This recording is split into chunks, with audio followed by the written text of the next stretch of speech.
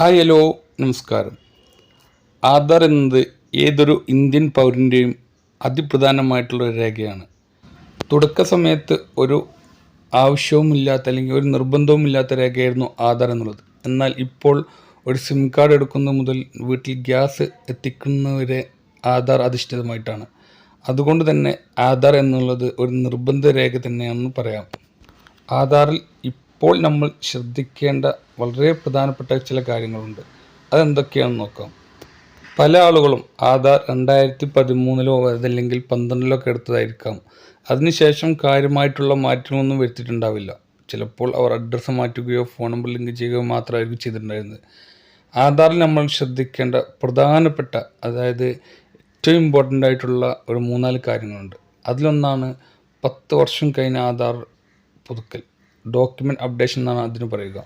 അതായത് നമ്മൾ ആധാർ എടുത്ത സമയത്ത് 2012 13 ആധാർ എടുക്കുന്ന സമയത്ത് അതിന് പേരിനോ അതല്ലെങ്കിൽ അഡ്രസ്സിനൊന്നും രേഖകൾ കൊടുത്തിട്ടുണ്ടാവില്ല.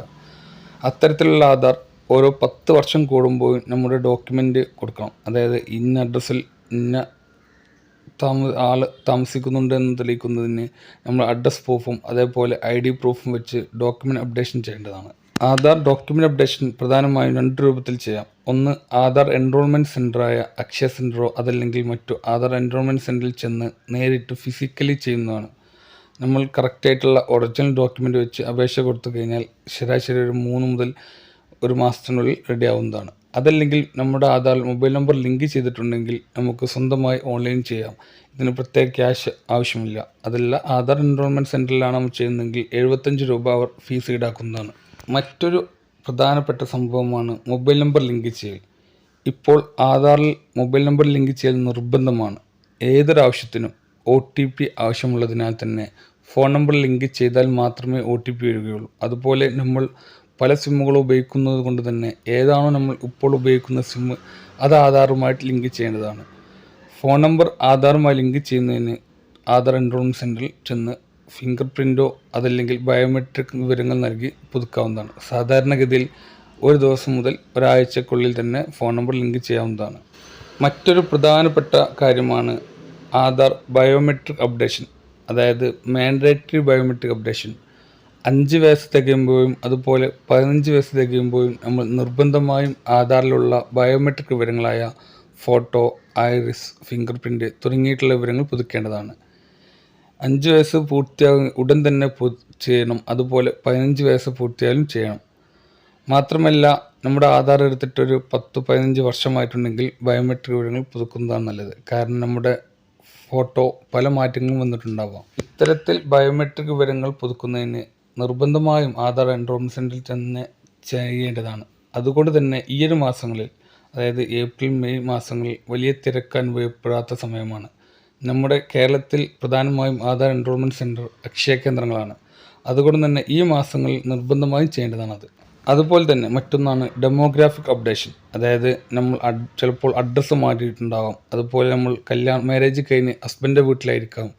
അത്തരത്തിൽ അഡ്രസ്സ് മാറുകയോ അതല്ലെങ്കിൽ പേരിൽ എന്തെങ്കിലും മാറ്റം വരുത്തുകയോ അതല്ലെങ്കിൽ ഡേറ്റ് ഓഫ് ബർത്ത്, ജെൻഡർ അതിലെന്തെങ്കിലും പിഴവ് പറ്റുകയോ ചെയ്യുകയാണെങ്കിൽ അതും നമ്മൾ മാറ്റേണ്ടതാണ്.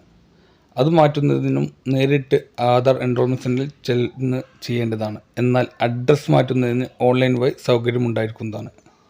പ്രധാനമായും ഈ 3 കാര്യങ്ങളാണ് ഉള്ളതെങ്കിലും മറ്റു ചില കാര്യങ്ങളും നമ്മൾ ആധാർ ശ്രദ്ധിക്കേണ്ടതുണ്ട്. അതായത് ആധാർ നഷ്ടപ്പെടുകയോ അതല്ലെങ്കിൽ ഒറിജിനൽ ആധാർ നഷ്ടപ്പെട്ട് ഡ്യൂപ്ലിക്കേറ്റ് കാർഡാണ് നിങ്ങളുടെ കയ്യിലുണ്ടെങ്കിൽ എത്രയും പെട്ടെന്ന് ആധാറിൻ്റെ വെബ്സൈറ്റിൽ 75 രൂപ ഫീസ് അടിച്ച് ആധാർ റീപ്രിൻറ്റിന് അപേക്ഷിക്കാവുന്നതാണ്. ഇത്തരത്തിൽ റീപ്രിൻറ്റിന് അപേക്ഷ കൊടുത്താൽ സാധാരണഗതിയിൽ ഒരാഴ്ച മുതൽ 15 ദിവസത്തിനുള്ളിൽ നിങ്ങൾക്ക് ഒറിജിനൽ PVC കാർഡ് പോസ്റ്റ് വരുന്നതാണ്. നമ്മൾ തുടക്കത്തിൽ പറഞ്ഞ ആധാർ ഡോക്യുമെൻ്റ് അപ്ഡേഷന് നമുക്ക് പ്രധാനമായിട്ടും നമുക്ക് നൽകാവുന്ന ഡോക്യുമെൻ്റാണ് പാസ്പോർട്ട്. പാസ്പോർട്ട് ഉണ്ടെങ്കിൽ അഡ്രസ് പ്രൂഫിനും അതേപോലെ ID പ്രൂഫിനും പാസ്പോർട്ട് മാത്രം മതിയാകും. അതുപോലെ driving licence, PAN card, voter ID card ഇത്തരത്തിലുള്ള രേഖകളെല്ലാം ID പ്രൂഫായും അതുപോലെ റേഷൻ കാർഡ്, പലതരം ബില്ലുകൾ, അതായത് ഇലക്ട്രിസിറ്റി ബില്ല്, ഫോൺ ബില്ല് തുടങ്ങിയവ അഡ്രസ് പ്രൂഫായിട്ടും സ്വീകരിക്കുന്നതാണ്. ഇൻഷുറൻസ് അടക്കമുള്ള എല്ലാ കാര്യങ്ങൾക്കും ആധാർ നിർബന്ധമായതുകൊണ്ട് തന്നെ ആധാറിൽ മൊബൈൽ നമ്പർ ലിങ്ക് ചെയ്യലും അതുപോലെ അതിലുള്ള ഡെമോഗ്രാഫിക് ഡീറ്റെയിൽസ് കറക്റ്റാണെന്ന് ഉറപ്പുവരുത്തുകയും അതുപോലെ തന്നെ ഡോക്യുമെൻ്റ് അപ്ഡേഷനായ 10 വർഷത്ത് കൂടുമ്പോഴുള്ള അപ്ഡേഷൻ ചെയ്തെന്ന് ഉറപ്പുവരുത്തലും നിർബന്ധമാണ്. തിരക്ക് കുറഞ്ഞ ഈ സമയത്ത് ഉടൻ തന്നെ നിങ്ങൾ തൊട്ടടുത്തുള്ള അക്ഷയ കേന്ദ്രങ്ങളിലോ അതല്ലെങ്കിൽ ആധാർ എൻറോൾമെൻറ്റ് സെൻറ്ററിലോ ചെന്ന് നിങ്ങളുടെ ആധാർ ഒക്കെ ക്ലിയറാണ്, അല്ലെങ്കിൽ പുതുക്കാനുണ്ടെങ്കിൽ പുതുക്കി ക്ലിയറാക്കി വെക്കേണ്ടതാണ്. ഇത്തരത്തിലുള്ള ഉപകാരപ്രദമായ വീഡിയോകൾ തുടർന്ന് നിങ്ങൾക്ക് നോട്ടിഫിക്കേഷനായി ലഭിക്കണമെങ്കിൽ A to Z ഇൻഫോവേഡ് എന്ന ഈ ചാനൽ സബ്സ്ക്രൈബ് ചെയ്ത് തൊട്ടടുത്തുള്ള ബെല്ലൈക്കൺ കൂടി എനേബിൾ ചെയ്യുക. അങ്ങനെയാണെങ്കിൽ മാത്രമേ ഇനി അപ്ലോഡ് ചെയ്യുന്ന വീഡിയോകൾ നിങ്ങൾക്ക് നോട്ടിഫിക്കേഷനായി ലഭിക്കുകയുള്ളൂ.